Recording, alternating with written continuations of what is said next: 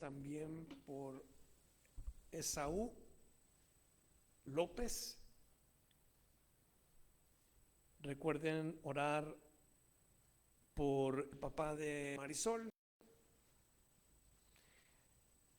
por Ruth, hermana de Elizabeth, por ese trasplante de hígado que está esperando, por Germán, la operación que va a tener en la próxima semana, ¿verdad, bro? Mañana la primera y la segunda, hasta el próximo jueves. Bueno, vamos a orar por eso también.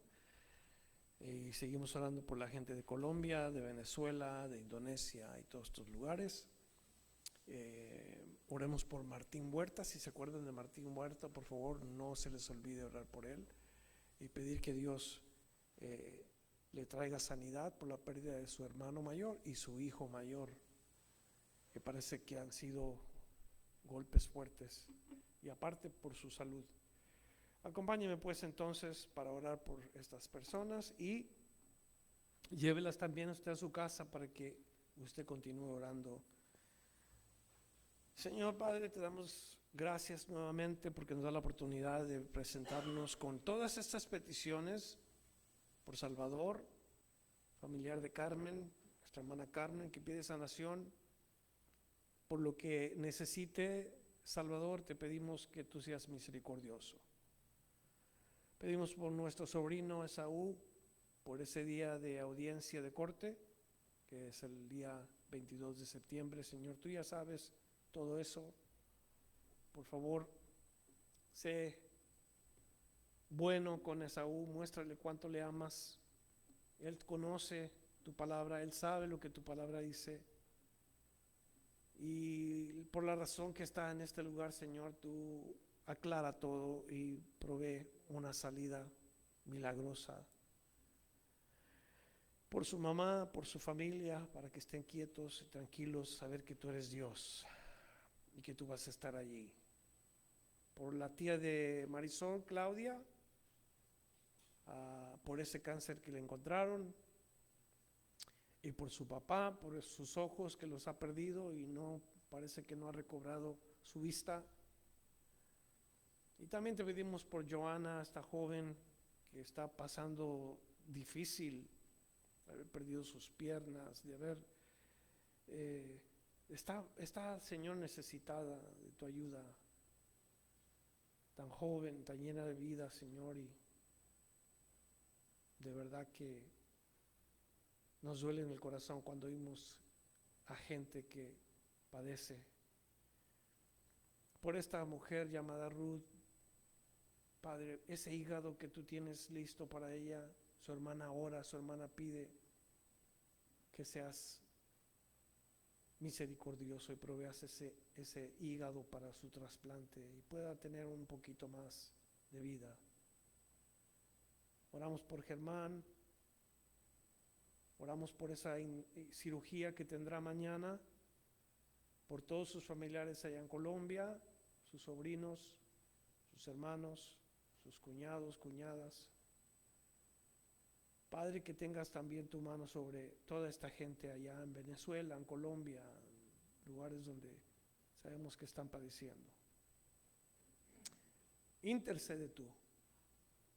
Y pedimos por Martín, por su condición emocional, por su condición interna. Señor, tráele sanidad, fuerza, consuelo. El único que nos puede dar consuelo eres tú, y pedimos que Martín reciba en estos momentos una porción de ti, Señor, de sanidad, de conforte. Levántale, Señor, y recuérdale que tú lo amas, que estas cosas que suceden, aunque no las entendemos y preguntamos el por qué, todavía siguen estando bajo tu control. Pedimos entonces, Señor, por estas peticiones y gracias por la oportunidad de orar juntos por estos nuestros hermanos en Cristo. Ahora te pedimos tu palabra, bendiga nuestros corazones en el nombre de Jesús. Amén. Ok, muchachos, Segunda de Reyes, capítulo 15. Segunda de Reyes, capítulo 15.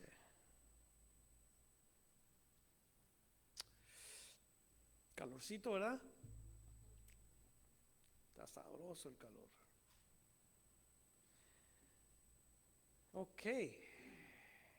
Si ya abrieron sus Biblias, vamos a continuar este viaje que hemos estado llevando a cabo. Nos corresponde el capítulo 15, que nos habla de varios reyes en este capítulo. Y debemos de ver qué tienen en común estos hombres, qué podemos imitar de ellos o qué podemos evadir de su comportamiento. Y el primero que encontramos es un rey joven. Ahí nos quedamos la vez pasada, donde Dios nos dio como quien dice, la puerta abierta para entrar y conocer acerca de este rey de Israel. Y si comenzamos a ver de los versículos 1 al versículo 7, vemos nosotros del reinado que tuvo lugar con este hombre.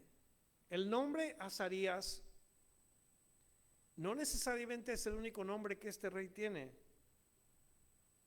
Azarías también es conocido como Usías.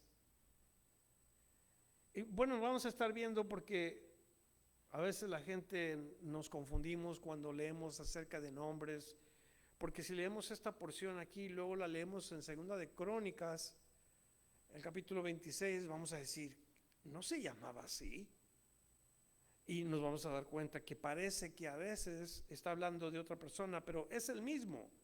Dice así el versículo 1 al 7: en el año 27 de Jeroboam, rey de Israel, comenzó a reinar Azarías, hijo de Amasías, rey de Judá. Cuando comenzó a reinar era de 16 años y 52 años reinó en Jerusalén. El nombre de su madre fue Jecolías de Jerusalén. E hizo lo recto ante los ojos de Jehová, conforme a todas las cosas que su padre Amasías había hecho. Con todo eso, los lugares altos no se quitaron, porque el pueblo sacrificaba aún y quemaba incienso en los lugares altos.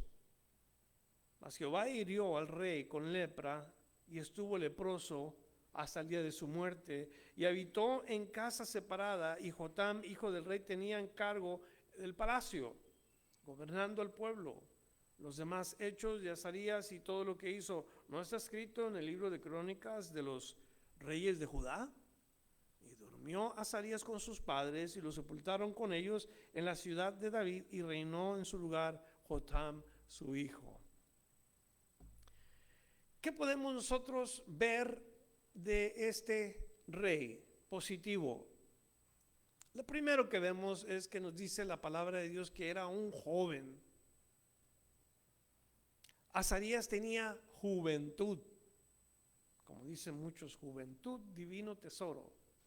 ¿Esto sabe quién lo suele decir? Los viejitos, porque ya pasamos por ahí.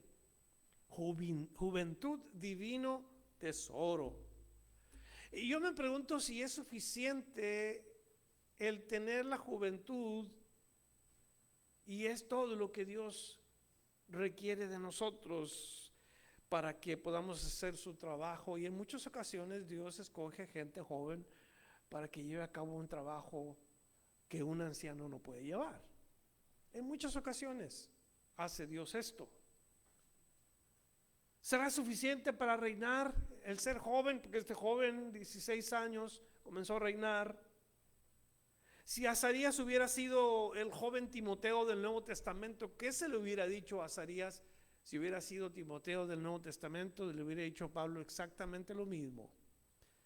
Nadie tenga en poco tu juventud. Está en 1 Timoteo 4, verso 12. Sino sé ejemplo. Sé ejemplo a los creyentes en palabra, en conducta, en amor, espíritu, fe y pureza. Esto es lo que se le diría a un joven como Timoteo si fuera Azarías Timoteo. Y qué mejor consejo que le puede uno dar a los jóvenes, ¿no? Hey, tú eres el rey. Estás joven, pero no importa. Eso es una buena cosa, que estés joven y que seas un rey. Ya les dije la vez pasada que los jóvenes tienen mucho vigor. Y parece ser que a veces Dios nos quiere hablar y decir, o como pegar con un martillo para que quede bien en claro lo que Dios puede hacer con un joven. Y eso es lo que tenía Azarías: juventud, fuerza, vigor, entusiasmo. Lo que no tenía era experiencia, y lo que no tenía era diferentes tipos de conocimientos como la vida le enseña a una persona grande. Azarías es conocido como Usías. Viene siendo la misma persona, les dije, y también es conocido o llamado Osías en algunas traducciones. O sea que este hombre, su nombre significa el Señor ha ayudado, el nombre Azarías, mientras que el nombre de Usías significa el Señor es mi fortaleza. Y es uno de los nombres que se usan en Segunda de Crónicas capítulo 26 para hablar de este rey, Azarías. Lo usa el profeta Isaías y mucha otra gente en este libro de Segunda de Crónicas. Pero hay una cosa aquí que tú y yo no queremos, y es que este rey cae con lepra. Y nos debemos de preguntar, ¿por qué es que cayó con lepra? ¿Será que Dios lo castigó con lepra porque no quitó los lugares altos, no se deshizo de aquellos lugares donde se ofrecían sacrificios? ¿Será esa la razón? Y si leemos Segunda de Crónicas capítulo 26, que es la historia que nos da el relato de este rey, nos damos cuenta que no es la razón por la cual Dios lo castiga con lepra. Hay una razón mucho más grande por la cual Dios castiga a este hombre con lepra. Si leemos allí, vamos para que vean cómo hay un descenso o decadencia en este hombre. Volteamos a Segunda de Crónicas capítulo 26 y vamos a tener que leer un poquito en contexto, porque estoy tratando de que usted mire lo que nos dicen estos 7 versículos, porque después de esto se nos dice que murió, ¿verdad? Después de estos versículos, donde nos dice la palabra de Dios, y durmió Azarías con sus padres, pero no sabemos el por qué fue que cayó este hombre en esta situación. Mire cómo dice Segunda de Crónicas 26, comenzando con el versículo 1. Dice: entonces todo el pueblo de Judá tomó a Usías. Se fija como aquí el nombre ya no es Azarías, es Usías, el cual tenía 16 años de edad, y lo pusieron por rey en lugar de Amasías su padre. O sea, está hablando de Azarías. Ahora, en Segunda de Crónicas, le nombran Usías. Significativo porque dijimos que el nombre de Azarías es Jehová ha ayudado, mientras que el nombre de Usías significa mi fortaleza es el Señor. Dos nombres significativos, porque cuando Usías comenzó a reinar, el Señor era su ayudador, el Señor era su fuerza. Pero vamos a ver en este capítulo de Segunda de Crónicas qué es lo que sucede. Entonces vemos nosotros 16 años y lo pusieron por rey en lugar de Amasías su padre. Verso 2: Usías edificó a Elot y la restituyó a Judá después de que el rey Amasías durmió con sus padres. De 16 años era Usías cuando comenzó a reinar, y 52 años reinó en Jerusalén. El nombre de su madre fue Jecolías de Jerusalén. Misma historia, ¿verdad? Verso 4: hizo lo recto ante los ojos de Jehová, conforme a todas las cosas que había hecho Amasías su padre. Bueno, ejemplar. ¿Qué vamos a aprender de ese hombre? Que comenzó bien. Vamos a comenzar bien también nosotros. vamos por lo bueno, vamos a hacer las cosas bien delante de Dios. Eso es empezar bien, eso es empezar correctamente, buscando a Dios, haciendo lo que Dios quiere. Y esto es lo que vemos de este rey jovencito, que lo primero que buscó fue hacer las cosas bien delante de Dios. Verso 5. Y persistió en buscar a Dios en los días de Zacarías. Que yo le dije al principio, ¿qué podemos aprender o imitar de este hombre o de este rey? ¿Cuántas cosas ya ha visto usted que puede imitar? ¿Las ha estado escribiendo o estaba haciendo una nota mental? Empezó con Dios, empezó buscando a Dios, empezó haciendo lo bueno delante de Dios. Y ahí debería de haber continuado. Entendido en visiones de Dios. Y en estos días en que buscó a Jehová, Él le prosperó. Mientras que Él estuvo buscando al Señor, Dios lo estuvo bendiciendo, Dios le estuvo dando, le estuvo prosperando en todo lo que hacía. Verso 6, salió y peleó contra los filisteos y rompió el muro de Gad y el muro de Jabnía y el muro de Asdod, y edificó ciudades en Asdod y en la tierra de los filisteos. Victoria tras victoria, derribando muros de las ciudades de los enemigos. Y esto era algo grande, no cualquiera entraba en el muro de una ciudad, pero ahí está, prosperando en la batalla, prosperando en el reino, siendo bendecido por Dios. Verso 7, Dios le dio ayuda contra los filisteos. O sea, Dios fue un Azarías, mi ayudador, Dios mi ayudador. Y dice, Dios le dio ayuda contra los filisteos y contra los árabes que habitaban en Gur-Baal y contra los amonitas. Dios es mi ayudador. Mientras tú busques a Dios, mientras tú camines con Dios, déjame recordarte esto: Dios va a ser tu ayudador. Va a estar al tanto de tu vida. Tú te alejas de Dios, y Dios tiene, para los que ama, para los que quiere bendecir, les tiene una línea trazada que supuestamente no la tenemos que pasar. Son límites que Dios pone a los que Él ama. No pases esta línea, no vayas a este lado, no hagas esto, no. Y son límites que Dios da. Mientras tú camines con Dios, Dios te va a bendecir, Dios te va a prosperar, Dios te va a ayudar. Verso 8, y dieron los amonitas presentes a Uzías, se divulgó su fama hasta la frontera de Egipto, porque se había hecho altamente poderoso. Porque ahí empieza el problema. Dios te está bendiciendo, Dios te está ayudando, Dios te está dando victorias, y tú comienzas a irte para arriba, comienzas a ver a la gente de arriba, comienzas a sentirte que ya eres una gran persona. Llegó a ser altamente poderoso.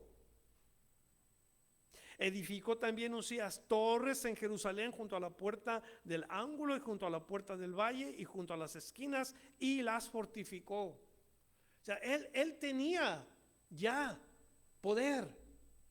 Entonces comenzaba a hacer cosas que no cualquiera iba a poder hacer. Asimismo edificó torres en el desierto y abrió muchas cisternas, porque tuvo muchos ganados, así en la Cefela como en las Vegas, y viñas y labranzas así en los montes como en los llanos fértiles, porque era amigo de la agricultura. Era amigo de la agricultura. Tuvo también Uzías un ejército de guerreros, los cuales salían a la guerra en divisiones de acuerdo con la lista hecha por la mano de Jehiel, escriba, y de Amasías, gobernador, y de Ananías, uno de los jefes del rey. Todo el número de los jefes de la familia, valientes y esforzados, eran 2,600. Tenía la ayuda de Dios, tenía un gran ejército, ya estaba en la cima, era poderoso. Y luego comenzamos a ver nosotros que comienza una decadencia. Bajo la mano de estos estaba el ejército de guerra de 307,500 guerreros, poderosos y fuertes, para ayudar al rey contra los enemigos. Y Usías preparó para todo el ejército escudos, lanzas, yelmos, coseletes, arcos y hondas para tirar piedras. E hizo en Jerusalén máquinas inventadas por ingenieros para que estuviesen en las torres y en los baluartes para arrojar saetas y grandes piedras, y su fama se extendió lejos porque fue ayudado maravillosamente hasta hacerse poderoso. Fíjate cómo recalca la Biblia que él creció, él llegó a un punto en donde él se sintió que ya había logrado todo. Y aquí viene lo triste de este rey. Verso 16: mas cuando ya era fuerte, su corazón se enalteció para su ruina. ¿Te fijas dónde es en donde el hombre corre peligro? El hombre corre peligro cuando sube y sube y sube y sube y sube y se da cuenta que ha crecido, que ha obtenido poder. Allí es donde el hombre corre peligro. Ahí es donde se olvida quién fue quien le ayudó, quién estuvo con él. Su corazón se enalteció para su ruina porque se rebeló contra Jehová su Dios. ¿Cómo quién? ¿Quién se rebeló contra Dios que fue para su ruina? El diablo, que se llenó de soberbia y quiso ser más que Dios, y fue para su destrucción. Y aquí lo mismo con este rey.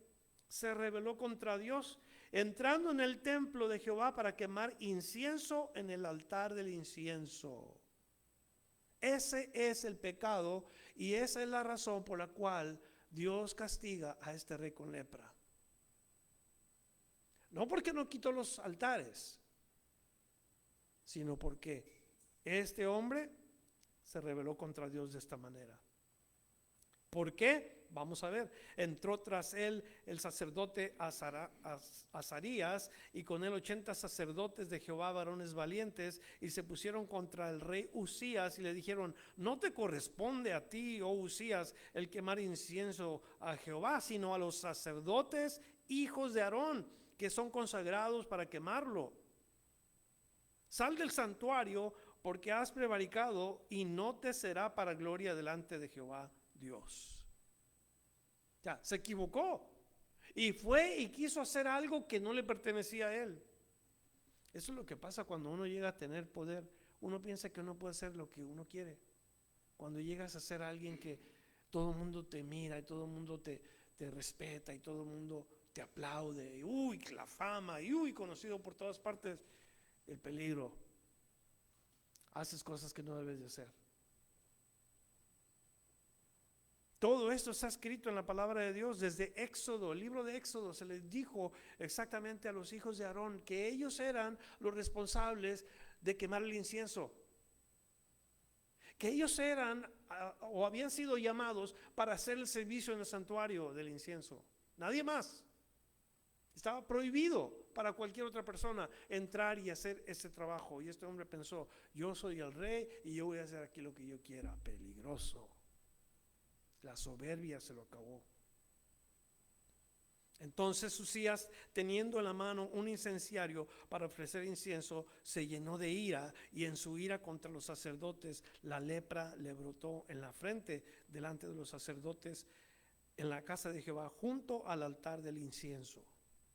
O sea, no quiso hacer caso y se enojó y se rebeló hasta con ellos, y Dios fue cuando puso esta lepra en el cuerpo de este hombre.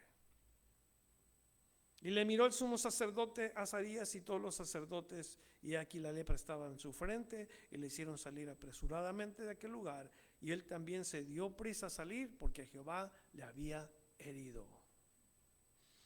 ¿Hasta cuándo le duró la lepra? Uno se pregunta. ¿Cuánto duró el castigo, hermanos que me están escuchando? El castigo de Dios no solamente es por un tiempo, puede ser por el resto de nuestros días.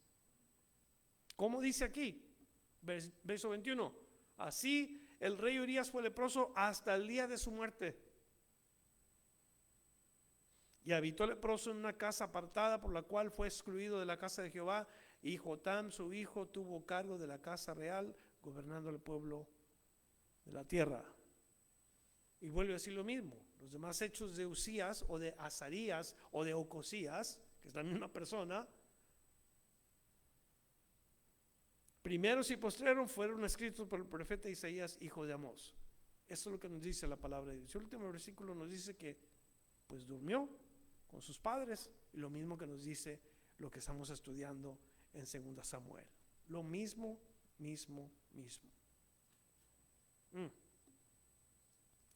Tremenda historia que nos recuerda a nosotros que debemos de evitar de alguien así. ¿Por qué está escrito? ¿Para qué se nos dijo de este hombre estas cosas?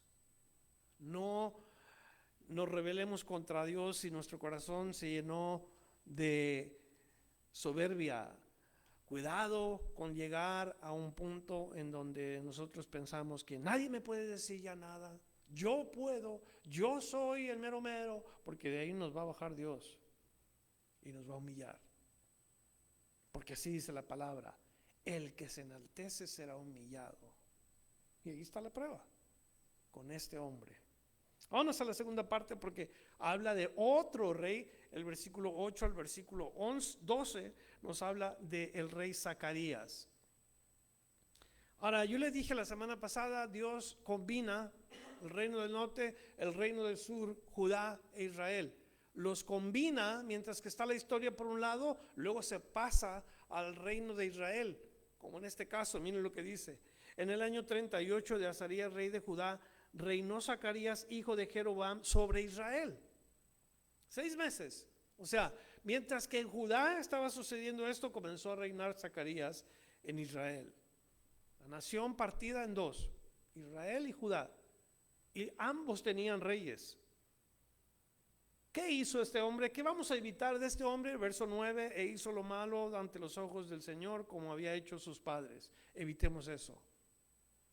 Dijimos, es bueno seguir las cosas buenas, pero también nos damos cuenta lo que dice la palabra de Dios cuando dice aquí que hizo lo malo ante los ojos del Señor o de Jehová. ¿Cuál de nosotros no ha hecho lo malo delante de Dios? Queremos evitarlo, es verdad, pero todos hemos hecho lo malo.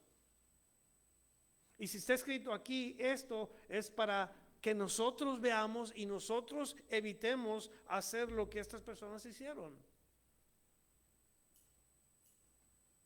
¿Quiénes son las personas que mejor consejo nos dan regularmente? Nuestros padres. Regularmente el pastor. Regularmente una persona que conociste desde tu niñez. Amigos sinceros. Regularmente. Pero ¿por qué no vamos a Dios, que es el mejor padre, que es el mejor amigo, y le hacemos caso? Aquí nosotros tenemos a este hombre que hace lo malo ante los ojos de Dios. No caminaba con Dios. ¿Cómo iba a hacer las cosas que a Dios le agradaban? Anduvo en los pasos de su padre Jeroboam. No se apartó, nos dice el versículo, de los pecados de Jeroboam, hijo de Nabat, el que hizo pecar a Israel. Contra él conspiró Salum, hijo de Jabes, y lo hirió en presencia de su pueblo y lo mató, y reinó en su lugar. Salum, hijo de Jabes, reinó en su lugar. Los demás hechos de Zacarías de aquí están escritos en el libro de las crónicas de los reyes de Israel. Y esta fue la palabra de Jehová que había hablado a Jehú, diciendo: tus hijos hasta la 4ª generación se sentarán en el trono de Israel. Y fue así. Se cumple lo que Dios dice. Por eso les digo que el mejor consejero, el mejor amigo es Dios. ¿Por qué no vamos a Él? ¿Por qué no lo buscamos a Él? Zacarías no fue hijo directo de Jehú. Sin embargo, este hombre Zacarías es tataranieto de Jehú. Y se cumple la profecía. Es descendiente de 4ª generación este hombre. Y Dios dijo que se iban a sentar en el trono los hijos de este hombre hasta la 4ª generación. Es todo. Fue el último rey de la dinastía de Jehú. Yo cuando leo cosas así, no sé qué es lo que usted piensa cuando o siente cuando lee cosas así, pero yo en mi corazón como que se me llena de reverencia para el Señor, porque leo algo cumplido, algo que dijo mucho tiempo antes, que tomó lugar. La profecía de Cristo muchos siglos antes, una tras otra, se han estado cumpliendo. ¿Sabe? Cuando yo leo estas cosas y veo que ha tomado lugar, mi corazón se emociona. Mi corazón como que se llena de reverencia. ¿Por qué? Porque la palabra se cumple. El cumplimiento de la palabra debe de movernos por dentro y decir, ¿qué Dios tenemos? Que habla la verdad, que dice la verdad. ¿Cómo no voy a ir yo a pedir su consejo? Y luego después pienso, me doy cuenta que Dios no me puede mentir, porque Dios no me puede mentir. Amén. Si Dios fuera mentiroso, sería el más mentiroso de todo el universo. Pero Dios no puede mentir. Dios no miente. ¿Qué nos dice la palabra de Dios? Números 23, versículo 19. Números 23, 19 dice: Dios no es hombre para que mienta, ni hijo de hombre para que se arrepienta. Él dijo y no hará, habló y no lo ejecutará. Esas son preguntas. Si Dios dice algo, ¿ustedes creen que va a tomar lugar, sí o no? Claro que sí. Dios no es hombre para que mienta. El hombre miente, pero no Dios. Porque Pablo escribió, sea todo hombre mentiroso, mas Dios sea veraz. Gracias a Dios, porque su palabra es limpia. Gracias a Dios, porque su palabra es pura. Amén. Salmo 12, versículo 6. Y este es un versículo que me gusta a mí, porque sé cómo se mira la plata fina. Es casi blanca, es casi transparente del brillo que tiene la plata fina. Pero note lo que dice el Salmo. Salmo 12, verso 6 dice: las palabras de Jehová son palabras limpias, como plata refinada en horno de tierra, purificada 7 veces. ¿Cuántos de ustedes le creen a Dios lo que Él dice? Todo lo que Él dice, ¿cuántos le creen? ¿Sabe cuánta gente duda de lo que Dios dice? Faltos de fe. Comenzamos con la nación de Israel. ¿Por qué no entraron a la tierra prometida? ¿Por qué no entraron a la tierra de descanso? ¿Por qué? Porque les faltó fe. No creyeron lo que Dios les dijo. En cuanto vieron esos gigantes y vieron el tamaño de estos hombres, los espías que fueron para ver la tierra y regresaron con el reporte, 10 de ellos con un reporte negativo. No, vimos a estos gigantes y a su lado éramos como langostas. Falta de fe, lo que Dios dijo. Sin embargo, Josué y Caleb, que fueron 2 de los espías que regresaron con un buen reporte, que dijeron: nosotros los vamos a comer vivos, porque el Señor está con nosotros. Y esto le agradó a Dios tanto que Él permitió que Josué y Caleb fueran las únicas familias que salieron de Egipto que llegaran a la tierra prometida. Los únicos. Todos los demás perecieron porque les faltó fe. Y debido a la falta de fe murmuraron contra Dios. Y aquí nosotros aprendemos este día: si tú no crees la palabra de Dios, yo no sé a quién le vas a creer. A tu patrón tal vez. Ya sabes lo que te espera. Todo hombre es mentiroso, dice la Biblia. Créele a Dios lo que Él dice. Dios dice: te amo. Y ahí estamos nosotros: no, pero ¿cómo Dios me va a amar? Mira cómo me tiene. Mira lo que me pasa. ¿Cómo me va a amar Dios? Dios te ama. Lo que pasa es que nosotros no hemos aprendido a confiar plenamente en Él. Todavía dudamos. Las palabras del Señor son limpias. Las palabras del Señor son como plata refinada en horno de tierra, purificada 7 veces. Y nunca he visto plata purificada 7 veces. He visto plata purificada una vez. Qué tremendo la palabra de Dios. Dios le dijo a Jehú que hasta el cuarto de sus generaciones, hasta ahí se iban a sentar en el trono. Y se cumplió la palabra con este último rey llamado Zacarías.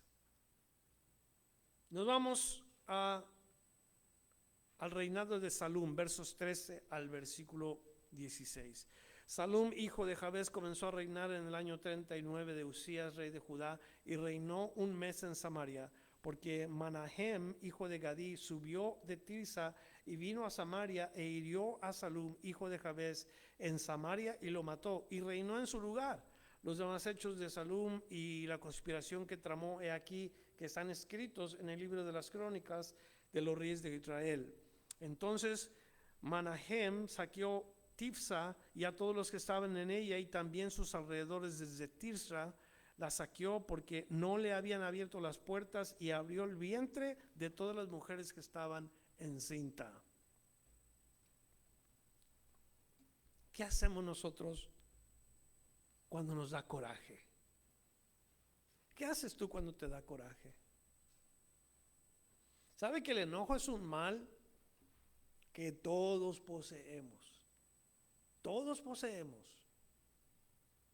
Todos poseemos el mal del enojo. El enojo causa asesinatos, acusaciones, envidias, rencores. El hombre es víctima fácil del enojo. Fácil. Cristianos sufren de enojo.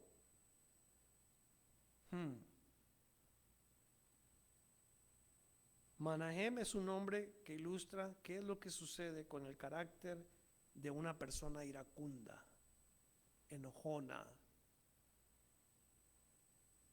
Pero a ti y a mí nos dice la palabra de Dios en Efesios 4, verso 31. Escucha lo que dice, porque nos está hablando a nosotros. A mí me dice, a ti te dice, ¿sí o no?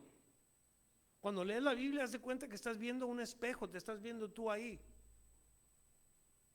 Y esto es lo que Dios te dice: quítense de vosotros toda amargura. ¿Y qué más dice ahí? No sé yo. Enojo, ¿otra vez? Enojo. No, ahorita lo voy a decir 5 o 6 veces. Usted no se puede enojar, porque quítense de vosotros toda amargura, enojo, ira, gritería y maledicencia y toda malicia. Van conectados una con otra. ¿A quién le habla Pablo en esa escritura? Es el Nuevo Testamento. Los efesios son cristianos. Le habla a cristianos que se quiten el enojo de ellos. Quiere decir que todos traemos. Todos traemos el enojo. Todos debemos de quitarnos el enojo. ¿Por qué? Porque ya no es parte de nuestra nueva naturaleza. Manahem es un tipo o sombra de las personas que se enojan hasta el punto de cometer crímenes horrendos. ¿Por qué se enojó? Y está la puerta, imagínense la puerta de la entrada a esta ciudad, puertas grandes y los muros grandes. Y pues en una ciudad, cuando tú llegas, no cualquiera te va a abrir. Preguntan primero quién es y qué quieres. Está cuidada esa puerta porque no cualquiera entra en la ciudad. Pues a este hombre no le abrieron y ahí estaba. Y no le abrían. ¿Y cómo que no me van a abrir? Y golpeaba y golpeaba. Y comenzó a llenarse de enojo y de furor. Y comenzó a ponerse rojo. Y eso es lo que yo pienso que le sucedió. Que se puso mal emocionalmente. Tanto que se puso a imaginar qué es lo que se merecía esta gente. Y eso lo llevó a los hechos. ¿Y qué hizo? Una cosa horrenda. Cuando entró a la ciudad y saqueó a la fuerza la ciudad y a toda la gente que estaba ahí, tomó a las mujeres que estaban embarazadas, les abrió el vientre y con ellos los bebés perecieron. Hizo un matadero de gente porque no le abrieron la puerta. Eso es lo que la Biblia dice. Se enojó porque no le abrieron la puerta. Cuando nosotros no nos sale algo que nosotros queríamos y nos enojamos, ¿cómo nos ponemos? ¿Quién la lleva? Regularmente en mi casa, cuando yo me enojo, la lleva mi esposa o mi hija o el perro ya no, porque ya no tenemos perro, ¿verdad? Pero regularmente alguien la va a llevar. ¿Sí me entienden lo que digo? O nomás yo estoy así fallando en esta área. ¿Quién falla en tu casa cuando te enojas tú y dices, tú tienes la culpa? ¿Por qué? Y comienza tu rostro a cambiar, así como a transformarte en alguien más, porque ya estás enojado, enojada, y vuelan los platos o quién sabe qué, pero eso es lo que sucede. Este hombre representa a estas personas que no tienen dominio propio, que no saben controlar sus emociones y que son llevados hasta el punto de maldecir, de golpear, de hacer daño, de matar. ¿Por qué no? Efesios 4, versículos 26 y 27. Escucha lo que dice esto. Yo dije que todos traemos ese mal del enojo, ¿sí o no? ¿Y usted lo tiene? ¿Usted lo tiene? ¿El enojo? ¿Sí? ¿Verdad que sí? Entonces dice la Biblia, no nos condena porque nos enojamos. La Biblia no nos dice te vas a ir al infierno porque te enojes. No, inclusive la Biblia dice airaos, quiere decir enójate, pero no peques. No lleves tus sentimientos, no lleves tu enojo al pecado, porque enojarse no es pecado. Airaos, pero no pequéis. No se ponga el sol sobre vuestro enojo. No dejes que pase mucho tiempo y te quedes enojado o enojada. Y luego dice el verso 27, ni deis lugar al diablo.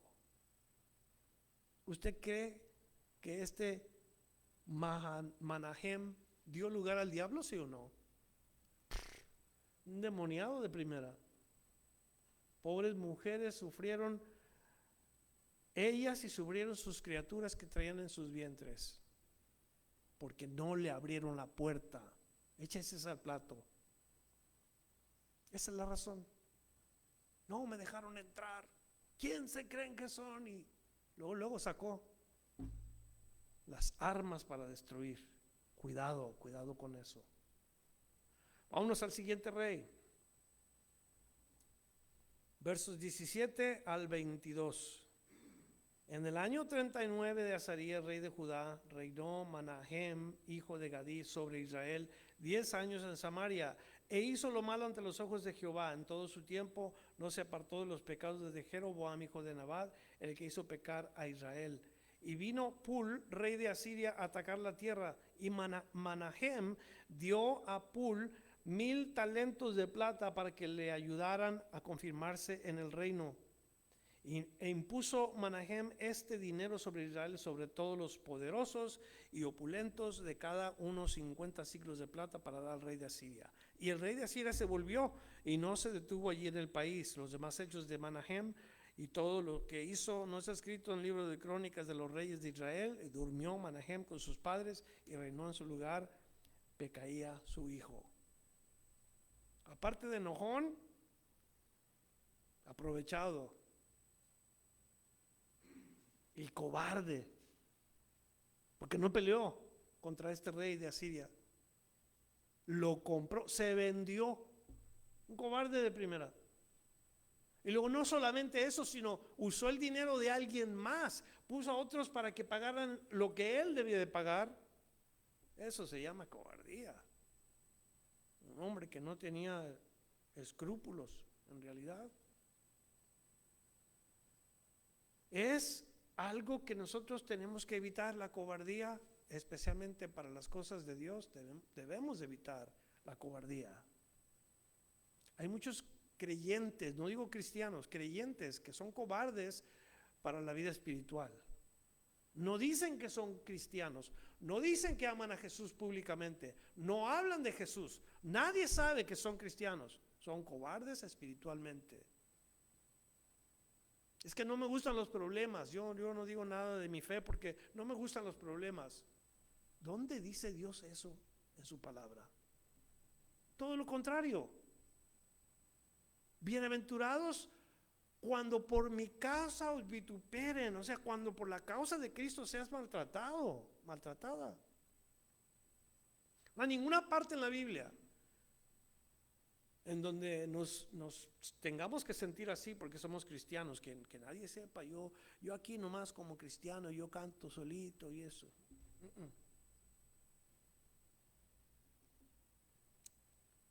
La Biblia habla de la cobardía y no es un miedo natural hacia el peligro, sino falta de fe.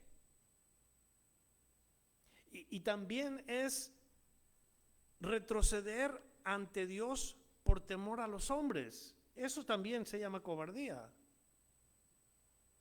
Dios te da la invitación para que lo sigas y luego que vayas y le digas a la gente, pero cuando tú no tienes fe y retrocedes en lugar de hacerle caso a Dios y como que te preocupa más lo que los hombres vayan a decir de lo que Dios vaya a decir, eso es algo que Dios le llama cobardía.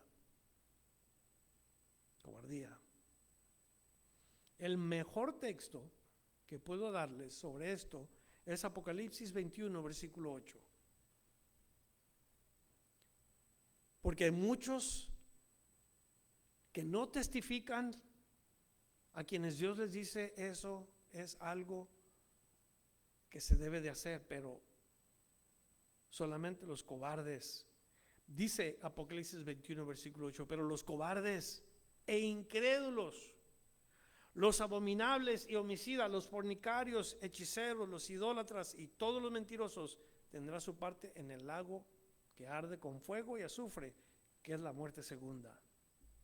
Y cuando tú retrocedes por falta de fe o por cobardía, Dios te dice, hey, tú no me representas en este mundo, no puedes representarme en este mundo. Te preocupa mucho qué es lo que te van a decir tu familia, tus amigos, tus familiares, tus hermanos, tus tíos, tu esposo, tu esposa. Y cuando uno no puede seguir al Señor porque estas son nuestras preocupaciones, pues no podemos ser sus discípulos. No, hermanos, en la Biblia se nos llama a ser esforzados para Dios. Esforzados para Dios. ¿Alguien dijo que es fácil seguir a Jesús? ¿Jesús le dijo a usted que es fácil que lo siga? Él nomás dijo, sígueme, pero no dijo qué condiciones iba a haber. Albert, sígueme, dijo Jesús. Te dio una lista de las cosas. No nos dio ninguna lista, ¿verdad? Solamente sígueme. Tan solo el simple hecho de ver cómo Jesús respondía a aquellos que le querían seguir. Las zorras tienen cuevas, pero yo no tengo ni dónde recostar mi cabeza. No busques comodidad, sígueme. Ven para que veas dónde estoy. Sí te voy a seguir, Señor, pero déjame ir a enterrar a mi papá. Déjame ir a ver la propiedad que acabo de comprar, que nunca he visto, pero que ya la compré. O sea, cosas que uno dice, esta gente no están listos para seguir a Jesús. Aunque digan que creen en Jesús. Porque también los demonios dicen y creen en Jesús, pero no es suficiente decir eso. Hay que ser esforzados en el reino de Dios. David era esforzado, un hombre valiente, un hombre esforzado. Sus valientes eran hombres esforzados. 2 Samuel 17, versículo 10. Así se les denomina, hombres esforzados. 2 Samuel 17, 10. Pablo le dice a Timoteo, tú pues, hijo mío, esfuérzate en la gracia que es en Cristo Jesús. 2 Timoteo 2:1. Esfuérzate. ¿Qué le dijo Dios a Josué? Esfuérzate y sé valiente. Usted y yo debemos esforzarnos para el Señor. No nos dé pena hablar de Cristo, que no nos dé pena al predicar el Evangelio. porque eso es lo que el Señor nos ha mandado a hacer. Usted y yo debemos esforzarnos con todo lo que tenemos para el Señor. Vayamos o no vayamos al campo, estemos o no estemos en el campo misionero o en el campo evangelístico, usted puede compartirle a la persona que trabaja con usted. Debemos esforzarnos para el Señor. 1 Corintios 16, versículo 13, velad, estar firmes en la fe, portaos varonilmente y esforzaos. Y claro que se refiere al género masculino, pero a usted, hermanita, yo le digo, esfuércese. No se comporte varonilmente porque es contradictorio en la Biblia. Sea femenina, pero sea esforzada. Y Dios la va a usar. Dios la va a usar. Otro rey, 23 al 26. En el año 50 de Azarías, rey de Judá, reinó Pecaía, hijo de Manahem, sobre Israel en Samaria 2 años. E hizo lo malo ante los ojos de Jehová. No se apartó de los pecados de Jeroboam, hijo de Nabat, el que hizo pecar a Israel. Y conspiró contra él Peca, hijo de Ramalías, capitán suyo, y lo hirió en Samaria, en el palacio de la casa real, en compañía de Argob y de Arié, y de 50 hombres de los hijos de los Galaaditas.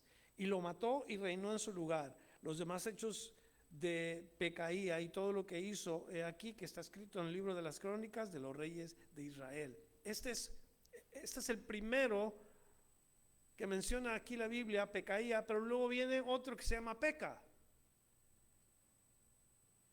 De los versículos 27 hasta el versículo 31. También fue como un espejo, porque los dos mueren o son asesinados, los dos hacen lo malo delante del Señor, los dos mueren porque alguien los mató. O sea, es un retrato de la vida de estos dos reyes, Peca y Pecaía. ¿Sabe una cosa? Suena chistoso eso, pero ese es el retrato de todos los que viven en pecado. El que peca, muere. Pero yo no voy a pecar, hermano. No, pero a lo mejor pecaía un día. ¿Me entiende? Un día va a pecar. Y entonces va a pagar la misma consecuencia del que peca hoy. Este hombre lo subió al trono y luego viene el que peca y lo mata. Porque la paga del pecado es muerte. Y en el año 52 de Azarías, rey de Judá, reinó Peca, hijo de Remalías, sobre Israel en Samaria, y reinó 20 años e hizo lo malo ante los ojos de Jehová, lo mismo que Pecaía, lo mismo. No se apartó de los pecados de Jeroboam, hijo de Nabat, el que hizo pecar a Israel. En los días de Peca, rey de Israel, vino Tiglat-Pileser, rey de los asirios, y tomó a Hijón, Abel, Bet-Maaca, Janoa, Cedes, Hazor, Galad, Galilea y toda la tierra de Neftalí, y los llevó cautivos a Asiria. Y Oseas, hijo de Ela, conspiró contra Peca, hijo de Ramalías, y lo hirió y lo mató. Misma consecuencia, mismo proceder, mismo inicio, haciendo las cosas fuera de lugar delante de Dios. ¿Y qué? Termina igual. Reinó en su lugar a los 20 años de Jotam, hijo de Usía. Los demás hechos de Peca y todo lo que hizo aquí están escritos en el libro de las crónicas de los reyes de Israel. De Pecaía a Peca. Los dos mueren, los dos son asesinados.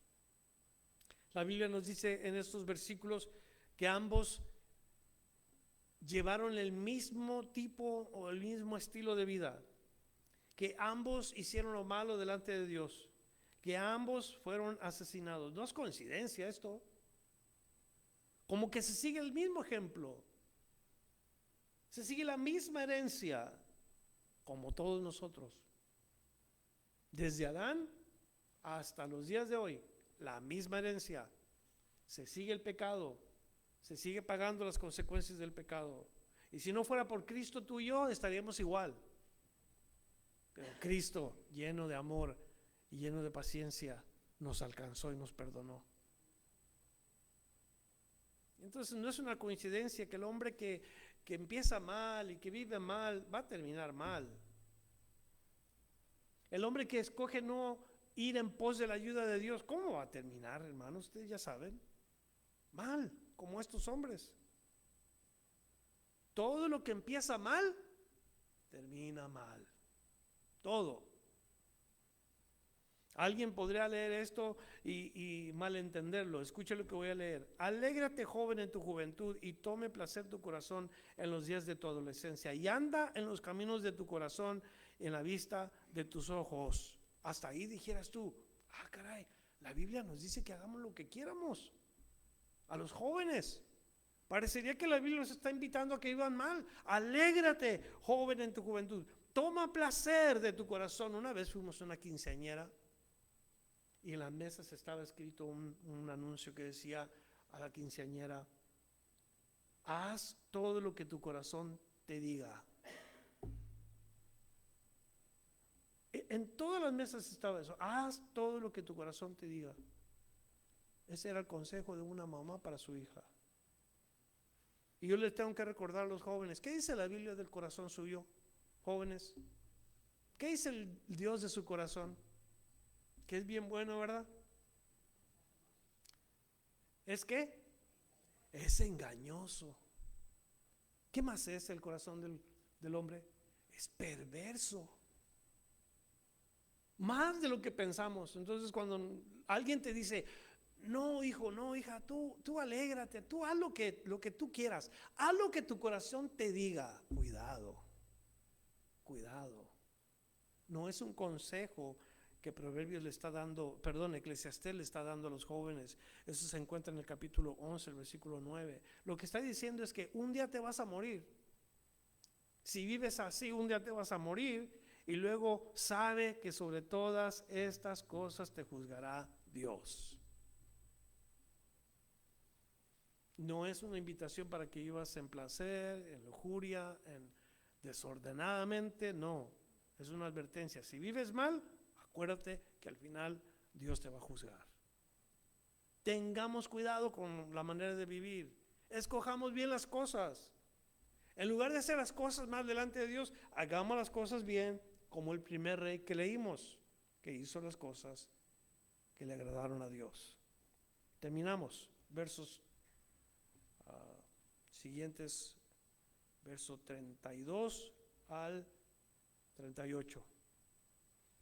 En el segundo año de Peca, hijo de Remalías, rey de Israel, comenzó a reinar Jotam, hijo de Usías, rey de Judá. Cuando comenzó a reinar era de 25 años y reinó 16 años en Jerusalén. El nombre de su madre fue Jerusa, hija de Sadoc, y él hizo lo recto ante los ojos de Jehová. Hizo conforme a todas las cosas que había hecho su padre Usías. Con todo eso, los lugares altos no fueron quitados, porque el pueblo sacrificaba aún y quemaban incienso en los lugares altos. Edificó en la puerta más alta de la casa de Jehová. Los demás hechos de Jotam y todo lo que hizo, ¿no está escrito en el libro de las crónicas de los reyes de Judá? En aquel tiempo comenzó Jehová a enviar contra Judá y a Rezín, rey de Asiria, y a Peca, hijo de Remalías, y durmió Jotam con sus padres y fue sepultado con ellos en la ciudad de David su padre, y reinó en su lugar Acaz su hijo. Hacer lo bueno delante de Dios. Pero todavía, hasta este rey, ¿cuántos reyes han solamente dejado los altares? Ya todos los reyes han quedado igual. Todos han hecho lo bueno delante de Dios, pero parcialmente. Cuando se trata de los altares en donde la gente sacrificaba en lugares altos, no querían hacer nada. Aprendimos la semana pasada que con toda seguridad el pueblo, era más fuerte la voz del pueblo que la del rey. Nos damos cuenta que el hombre actuando solo no llega muy lejos en este capítulo. Nos retornamos a cuando el pueblo decía que nos dieran un rey. Danos un rey, le decían a Samuel, danos un rey. Queremos ser como todos los demás. Ellos querían ser diferente que lo que Dios tenía preparado para ellos. Dios quería un pueblo peculiar, un pueblo particular. Él no quería un reino monarca donde hubiera reyes y que hubiera tronos. Dios no quiso eso nunca. La gente pidió eso.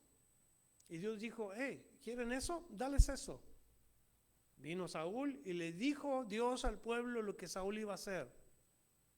Y dicho y hecho. ¿Por qué? Porque la palabra de Dios se cumple. ¿Y qué tenemos? Tenemos las consecuencias. Rey tras rey. Después de Saúl vemos una jerarquía totalmente fuera de lugar. Cuando debía de ser teocracia. Gobernados por Dios. No jerarquía, no monarquía, teocracia. Eso es lo que Dios quería. Y ellos no quedaron conformes. Rechazaron este tipo de gobierno. No queremos a Dios, queremos ser como todos los demás. Y cada uno de ellos hicieron lo que quisieron y pagaron las consecuencias. Hermanos, gloria a Dios, vino un rey, uno solo, que ha hecho lo que Dios quiere. Uno solo que hizo lo bueno delante de los ojos de Dios. Uno solo que rompió mesas de negocios, que tiró el mercado dentro del templo. Uno solo, un solo rey, que confrontó a los hipócritas, que habló en contra de aquellos que estaban practicando el pecado, que les dijo: el primero que esté libre, arroje la primera piedra. O sea, a este rey ni le hicieron caso, y ese es un rey verdadero, y no lo quisieron. El pueblo que quería un rey, viene el rey verdadero, viene aquel que cumplió los deseos de su padre, redimió a su creación con su propia sangre, y el hombre dice no. Israel dice no, este no es el Mesías, este no es el Cristo. Yo solamente digo gloria a Dios porque vino uno que hizo exactamente lo que está escrito en la palabra de Dios, y en ese cumplieron todas las profecías de la palabra, una tras otra. Y cerramos con eso. Gracias a Dios por Jesús, Rey de Reyes, Señor de Señores, que Él no hace lo malo, Él no miente, Él no falla, Él de verdad va a cumplir lo que dice. No reinemos nosotros, no reines tú. Deja tu corazón a las manos del Señor. Deja que Jesús reine en tu vida, porque tú y yo vamos a echar a perder lo que Dios quiere hacer. Vamos dejando a Dios que Él sea el que reine en nuestro corazón, porque si nosotros lo hacemos, vamos a ir para abajo. Padre, oramos esta noche, primeramente agradecidos porque tú nos has abierto los ojos,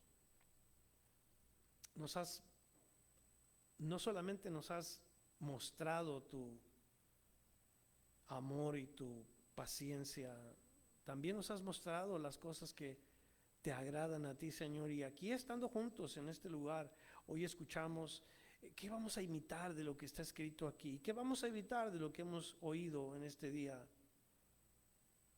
No sé cuántos de nosotros pudimos honestamente respondernos que sí, yo tengo problemas con el enojo, o que sí, yo me olvido de Dios fácilmente y más bien dudo de Él. No sé cuántos de nosotros pudimos honestamente respondernos a las cosas que oímos claras que tú nos dijiste, que dudamos de tu palabra o que no creemos lo que tú dices.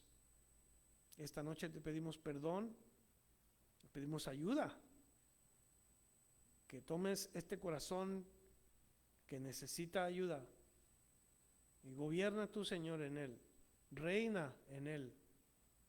Haz que ese corazón sea blando y receptible para tu palabra todo el tiempo. Y Dios Padre, que no nos avergüence el decir que somos cristianos, con nuestros amigos, compañeros de escuela, compañeros de trabajo.